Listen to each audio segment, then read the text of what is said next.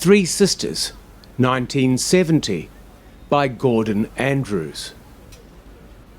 Three Sisters stands in the middle of the small rectangular park on Pottinger Street, near the footbridge that crosses over to Pier 23. This is on the upper level of Walsh Bay. Three Sisters, 1970, by Gordon Andrews, is a group of three welded steel monoliths, 4 metres high, standing 2 metres apart, in a triangle, in the middle of a little-known small rectangular park on the upper level of Walsh Bay. The park is tucked away on Pottinger Street, which veers off Hickson Rd at Pier 23 roundabout, encircling the park on 3 sides. The park itself is about the size of an elongated basketball court. A footpath around the edge runs along the top of the cliffs, where a low sandstone wall supports a 2-metre high palisade fence made of vertical rods of cast iron with points like spearheads. These iron palisade fences are found throughout this part of Sydney. The park also has 1 sparse row of trees, 6 black modern lampposts, a few concrete utility boxes, and 2 wooden benches facing north towards Hickson Rd. The terraces towering above the Pottinger Street cliff look down on the park and Gordon Andrews' work at the centre. The Sydney Harbour Bridge makes a magnificent backdrop with its mighty stone pylons and arch rising above the rocks.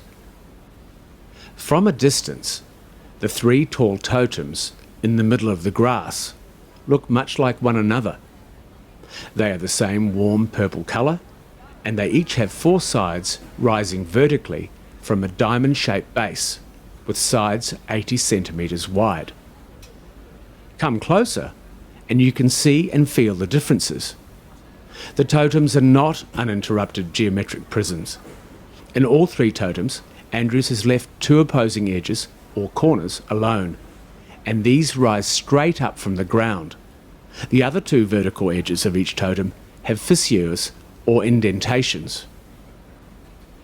The totem closest to the Harbour Bridge, that is, furthest from the Pottinger Street footpath, has a round plaque about the size of a small plate with the title of the work mounted at the base of this monolith.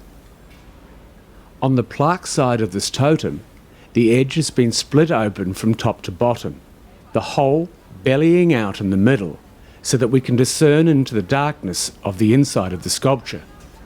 But there is also a long, thin vertical shape inside this hole, and it is pushing through from the other side of the totem. Coming around to the opposite edge, Andrews has created an indentation, again from top to bottom, that looks like a very tall, narrow canoe. You can feel how it starts narrow at the base of the sculpture and widens as it rises, and how deep it is. This deep, narrow canoe-like shape is the shape that pushes through the hole on the other side of the totem. Standing at the circular plaque, and with your back to the first totem, the simplest totem, is approximately 2 metres away at a 30-degree angle to your right. It looks like it's about to split in 2 from the top down. Andrews has created this effect by pushing into the vertical edges on opposing corners of the work. He has created 2 vertical grooves or channels that are only a few centimetres wide at the bottom, and, as you can feel, they widen out as they rise. At the top, these triangular grooves are much wider, and perhaps 20 centimetres deep, as though the sculpture is being pulled apart from the top down. Again, with your back to the plaque, the third totem is 2 metres away, at a 30-degree angle to your left.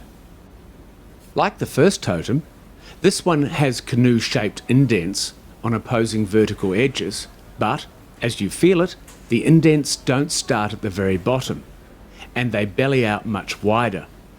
Also, there aren't any holes through to the inside of the sculpture. Each wide, canoe-shaped indent has its keel pushed back out towards us, creating the effect of a smaller, up-ended canoe shape, lying within the larger canoe indentation.